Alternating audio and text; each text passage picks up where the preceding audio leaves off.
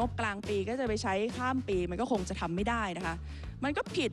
ตัวมาตรา 21 ของพรบวินัยการเงินการคลังอย่างชัดเจนแล้วก็ต้องไม่สามารถที่จะรองงบประมาณรายจ่ายประจำปีของปีต่อไปได้ด้วยแต่ท่านประธานสภาไม่สงสัยเหรอคะว่า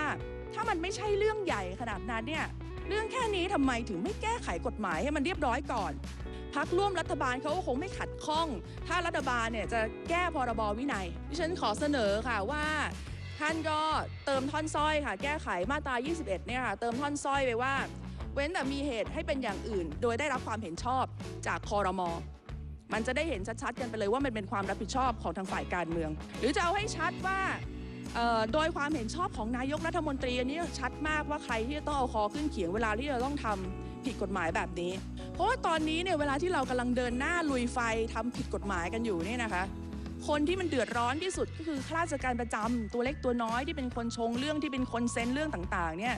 โดยที่ฝ่ายการเมืองเองเนี่ยยังไม่ต้องมีความรับผิดชอบอะไรเลยในเวลาที่ตัดสินใจที่จะทำอะไรที่มันเสี่ยงต่อการผิดกฎหมายความจำเป็นเร่งด่วนอย่างเดียวที่ฉันเห็นก็คือความจำเป็นที่จะต้องรักษาหน้าของรัฐบาล500,000 ล้านบาทที่ลงทุนไปได้อะไรได้รักษาหน้าว่าได้ทำตามที่ได้หาเสียงไว้แล้วได้เพิ่ม GDP วินยูชนกันท่านประธานลงทุน500,000 ล้านได้คืน350,000 ล้านอย่างนี้มันเรียกคุ้มไหมคะแล้วสิ่งที่เราจะเสียค่ะเราเพิ่มความเสี่ยงทางการคลังให้กับประเทศตอนนี้นี่ไม่มีปัญญาจะรับมือกับสถานการณ์อะไรที่มันฉุกเฉินเข้ามายังต้องเสียอีกคือว่าต้องทำผิดกฎหมายอีกหลายข้อนะดิฉันจะขอส่งความห่วงใยผ่านท่านประธานไปยังพรรคร่วมรัฐบาลค่ะว่าท่านจะกลายมาเป็นผู้สมรู้ร่วมคิดในการทำผิดกฎหมายครั้งนี้ในการกระทำที่สุ่มเสี่ยงต่อการผิดกฎหมายครั้งนี้หรือไม่ถ้าท่านเองก็ยังพอมียึดถือหลักการอะไรอยู่ในหัวใจยังนับถือหลักวิชาการมีความรู้เรื่องงบประมาณและการคลังท่านคงรู้ได้โดยที่ไม่ต้องสงสัยว่าทำแบบนี้มันจะทำให้ประเทศเราสุ่มเสี่ยงต่อปัญหาที่จะเกิดขึ้นในอนาคตอย่างไรเรามีความจำเป็นที่จะต้องกระตุ้นเศรษฐกิจผมเปรียบประเทศไทยง่ายๆครับเหมือนบ้านหลังหนึ่งปัจจุบันเราคงเห็นตรงกันครับว่าบ้านหลังนี้หลังคามันรั่วเพราะฉะนั้นทุกครั้งที่ฝนตกลงมาฝนมันตรงเข้าบ้านวิธีคิดของท่านนั่นคือปล่อยให้รอยรั่วนั้นยังคงอยู่ไม่ต้องทำอะไรกับมันแล้วน้ำที่ลงเข้าบ้านท่านก็วักน้ำทิ้งนั่นคือวิธีคิดที่ท่านนำเสนอแต่วิธีคิดที่เรานำเสนอครับเมื่อบ้านเรามันรั่วเราอาจจะต้องมีการขาดดุลงบประมาณเราอาจจะต้องมีการกู้หนี้ยืมสินมาบ้างเพื่ออุดรอยรั่วนี้เพื่อทำให้น้ำไม่เข้าบ้านแล้วเราใช้เวลาที่ท่านเอาไปตักน้ำออกจากบ้านเราเอาไปทำงานอย่างอื่นเราออกไปทำงาน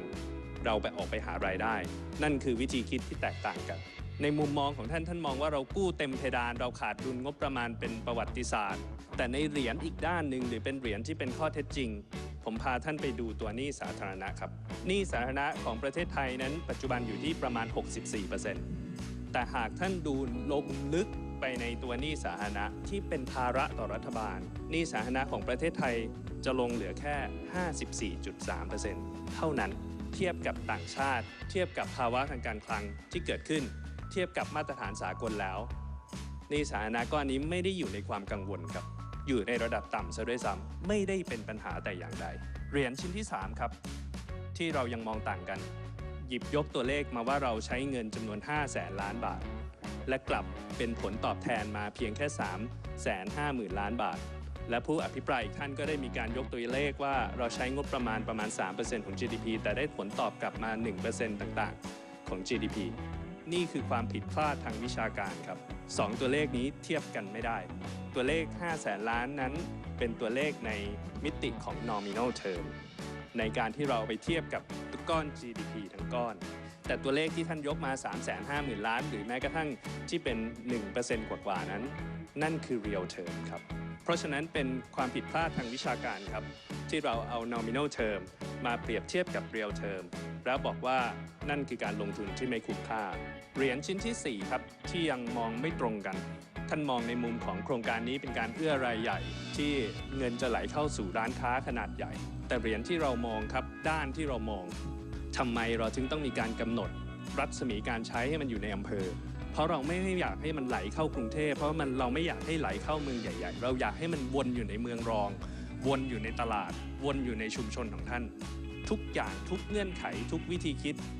ทำให้เงินลงไปสู่ชุมชนให้มากที่สุดลงไปสู่พี่น้องตัวเล็กๆให้มากที่สุดเรียนชิ้นที่5ครับท่านมีมิติมุมมองว่ารัฐบาลไม่มีมาตรการในการกระตุ้นเศรษฐกิจอื่นๆรอแต่ตัว Digital Wallet มาตรการในการกระตุ้นเศรษฐกิจนั้นในการใส่เม็ดเงินลงสู่ระบบนั้นเราทำได้ทั้งในมิติของการอัดเม็ดเงินจริงและการอัดเม็ดเงินในลักษณะของสินเชื่อซึ่งทั้งคู่มีผลทางเศรษฐกิจคล้ายๆกันลงไปเป็นเม็ดเงินเหมือนกันลงไปเป็นการลงทุนได้เหมือนกันนั่นจึงเป็นที่มาว่าทำไมกระทรวงการคลังจึงใส่มาตรการในมิติของสินเชื่อในระหว่างรอตัว Digital Wallet ค่อนข้างเยอะไม่ได้บอกว่าใครผิดไม่ได้บอกว่าใครถูกเป็นแค่มุมมองที่ยังไม่ตรงกันซึ่งในฐานะรัฐบาลครับเราก็มีหน้าที่ในการรับฟังมุมมองของท่านแต่ในขณะเดียวกันเราก็มีหน้าที่ในการที่จะชี้แจงเพื่อที่จะให้เห็นมุมมองให้เห็นวิธีคิดและให้เห็นวิสัยทัศน์ของรัฐบาล